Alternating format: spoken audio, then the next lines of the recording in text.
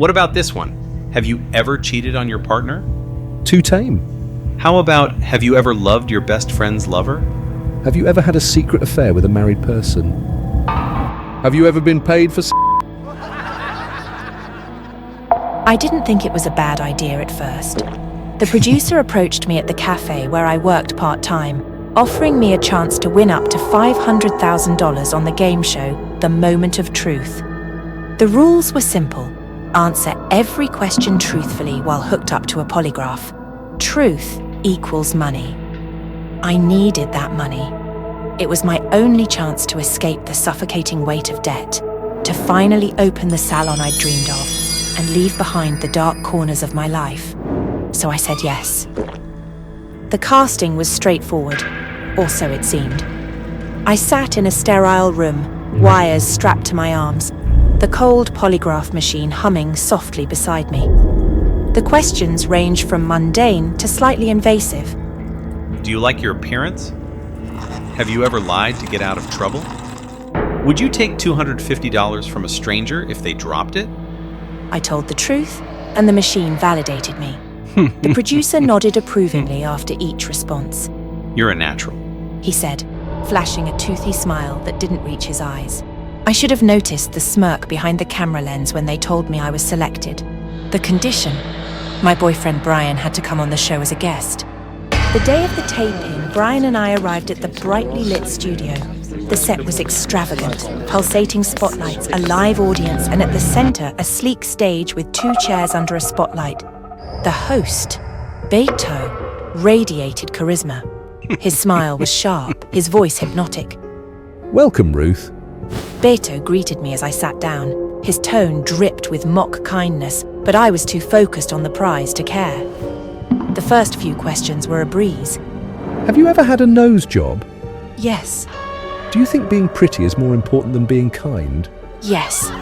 The crowd chuckled as I answered truthfully, and the money started piling up. $10,000, $25,000, $100,000. But then the questions turned personal. Would you forgive Brian if he cheated on you? I hesitated for a moment, looked at Brian. Honestly, Brian was just a motorcycle driver. If he had a more stable job, I think our relationship would be different. Even though I felt guilty toward Brian, I needed more. No. Brian's face fell. I tried to stammer an explanation, but Beto pressed on, his smile widening. Would you leave Brian if someone better came along? The studio went silent. My heart pounded. I hesitated, then whispered, yes. Brian's knuckles whitened as he gripped the armrest. The audience gasped and I felt the room closing in. I hope Brian will understand this situation. The questions kept coming, slicing deeper. Do you really work at a call center? No. That's the truth. Do you work at a nightclub? Yes. That's the truth. Brian's expression darkened with each revelation, but I kept going.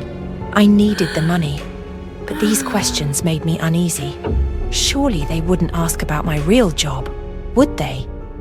Have you ever accepted money for The world seemed to tilt. My chest tightened and my thoughts spiraled in chaos. Should I tell the truth? Could I? I knew what this answer would mean, how it would follow me, how Peru, with its unforgiving gaze, would never see this with an open mind. The words clawed at my throat, desperate to escape, but fear anchored me in silence. Yes, I whispered. Just twice. We were desperate. The room fell deathly quiet. Brian looked like he'd been punched in the gut. The audience's shock was palpable. I reached $250,000, enough to change my life. But Beto leaned forward, his eyes glinting with malice. Do you want to continue, Ruth? One more round and you could triple your winnings. The audience roared for me to stop. It's not worth it. Someone shouted. My gaze darted to Brian, whose face was a mask of anger and betrayal. I could feel the weight of the crowd's judgment pressing down on me.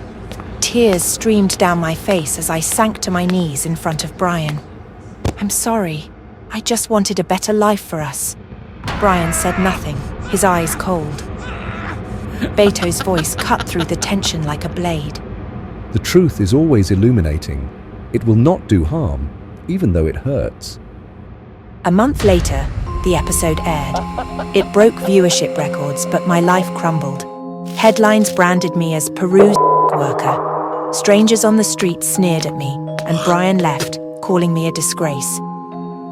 The prize money? It hadn't arrived. The producers claimed processing delays. Then, one evening, Brian called. His voice was icy. We need to talk, now. I met him in our dimly lit apartment. His anger simmered just beneath the surface. You made me a joke. The whole world knows me as the guy who wasn't good enough for his girlfriend. They're calling me a green hat slave. I didn't mean for this to happen. I just wanted to win. Win? He laughed bitterly. You've ruined both of us. He demanded a share of the prize money. When I told him it hadn't come, he exploded, grabbing me by the neck. The room flickered, the lights stuttering. His grip tightened, and I felt the air leave my lungs. Then, in the darkness, I heard it. A chilling laugh. Beto's laugh. Thank you for playing, Ruth. Your truth was worth telling.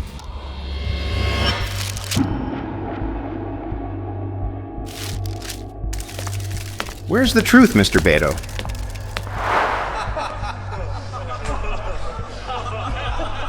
Produce more news and articles about the sex workers missing, and don't forget to mention the moment of truth.